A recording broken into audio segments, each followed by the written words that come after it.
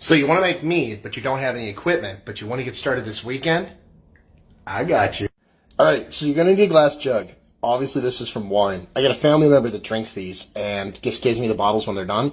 But you can find these, or just go buy a bottle, drink the wine, and then you're ready to go. After you clean and rinse your bottle, we're going to add our honey. Very carefully add your honey to the jug. This is way harder than it looks while using a camera.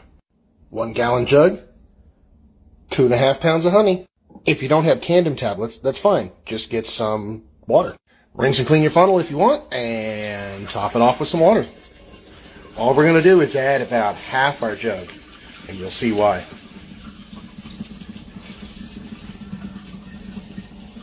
Boom.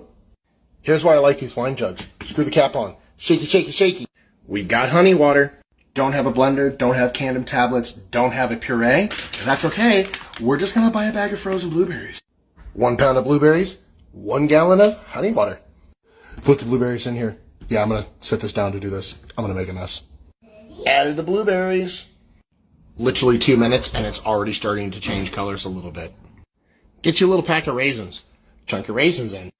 Why do we add raisins? Well, that's a good question. We add the raisins because they provide just a little bit of nutrients, because in this batch there's a lot of honey. High honey means high alcohol. High alcohol means we need to make sure that the little yeast cells have something yummy to munch on, and raisins, super cheap. Back to the water. Make sure when you're filling this up with water, okay, it's super important. Don't fill this jug all the way up. I only fill up my jug until right about where the bottle starts to round. That's it. And I'll explain why. Okay, real quick. Look, this is the only thing you have to buy. Go find a craft brew shop in your area. Just look around. You can find wine yeast. It doesn't have to be any particular type. Find something, experiment with this first batch and see what you like. You can use bread maker's yeast. It will make alcohol. It's not going to taste great, but if you really wanted to just go to Walmart and buy everything, you can. Put the yeast in the funnel. Rinse out the funnel with just a splash of water.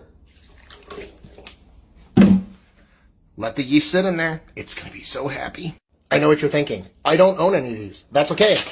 You're not going to need them. I literally bought this at a hardware store. It's a rubber stopper that has a hole in it. I also found some that didn't have a hole in it, and those work just as well because you can just drill a hole. When you put this into your glass jug, this is called a bung, and that's a bung hole. The more you know. So once you put this in the bung hole and you get it sealed up, you can take one of these with you when you go to the hardware store to find the right size. Now I know what you're thinking. How am I going to keep this sealed?